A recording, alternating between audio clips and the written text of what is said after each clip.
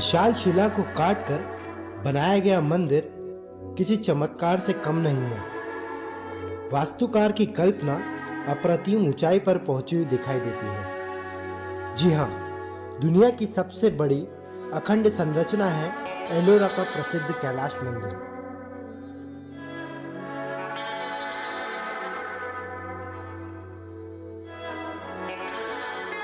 इसे देखने पर आभास होता है कि जैसे कोई नक्काशीदार भवन हो, जहां भगवान शिव के जीवन के दृश्य को दिखाया गया है।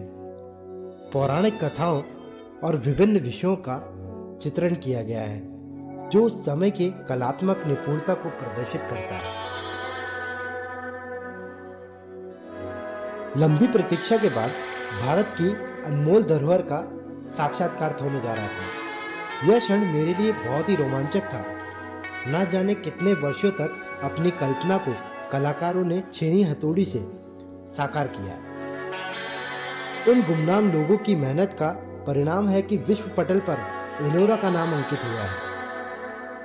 हजारों कलाकारों ने कई वर्षों तक बेजान पत्थरों पर काम किया और कलाकारों ने सफलता पाई। पीढ़ी दर पीढ़ी काम करते हुए कई पीढ़ियां एलोरा में समा गईं।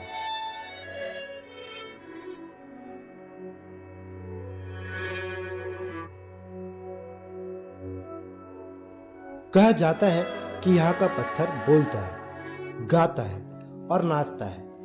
मूर्तियां जीवंत मालूम पड़ती हैं। आज यदि मूर्तिकार मौजूद रहते तो यही कहते कि पत्थरों के भीतर से मूर्तियों ने उनको पुकारा और कलाकार ने गैर जरूरी पत्थर हटाए और मूर्तियां प्रकट हो गईं।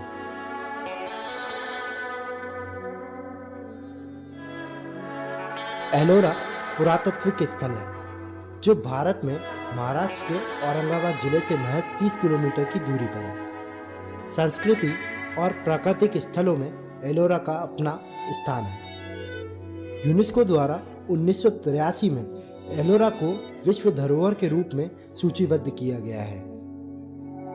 विश्व संस्कृति की दृष्टि से मानवता के लिए महत्वपूर्ण स्थलों को चयनित और संरक्षित करना यूनेस्को का मूल उद्देश्य रहा है। बेसाल्ट की खड़ी चट्टानों की दीवारों को तराशकर गुफाएं और मंदिर बनाए गए हैं। 12 बौद्ध, 17 हिंदू और 5 जैन गुफाएं पास पास बनी हुई हैं। तत्कालीन प्रेम, सौहार्द और प्राचीन भारत के जीवन को दर्शाता है। भारत के तीनों धर्मों को समर्पित एलोरा का पवित्र परिसर शिल्पकला का बेजोड़ नमूना है।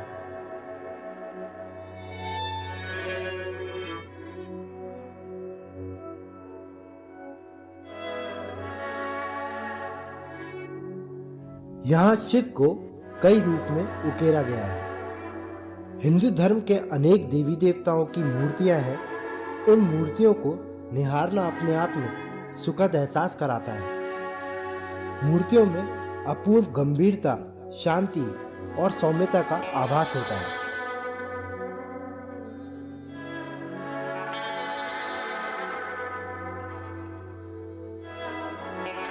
यह बौद्ध, हिंदू और जैन धर्म को समर्पित गुफाएं और मंदिर हैं, जो परस्पर सहिष्णुता, सहअस्तित्व की भावना को दर्शाते हैं। वसुधैव कुटुंबकम, जियो और जीने दो तथा प्रेम और करुणा तीनों धर्म का मूल आधार है।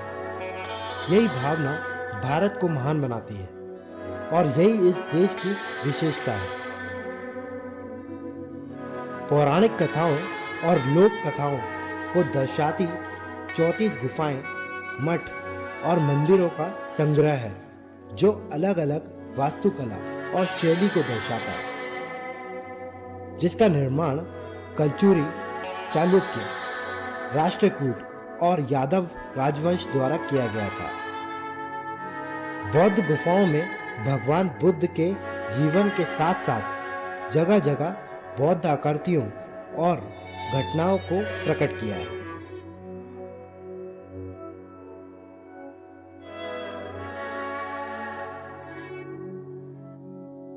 हिंदू धर्म की गुफाओं में शिव, विष्णु और दुर्गा की मूर्तियां उत्कीर्ण है। अधिकांश गुफाओं में शिव की मूर्तियां और नक्काशी है जो शैव धर्म के वेदांता को दर्शाता है।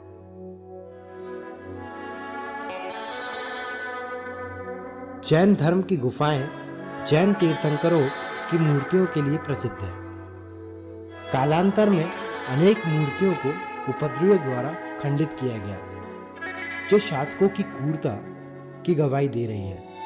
पता नहीं वह कौन सी मानसिकता है जो नायाब कलाकृतियों को भी धर्म में बांटती है।